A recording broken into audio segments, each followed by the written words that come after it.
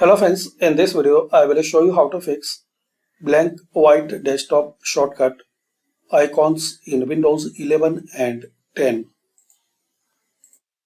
Press Windows key plus R, type app data, type here app data, click OK. Now click on these three dots, options, view, and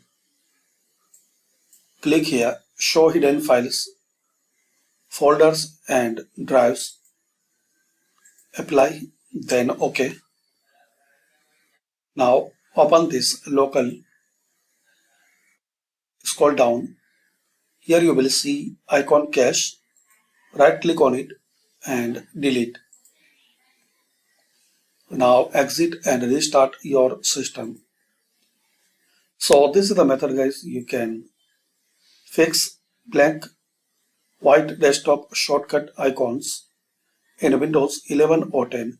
Thanks for watching. Comment this method work for you or not.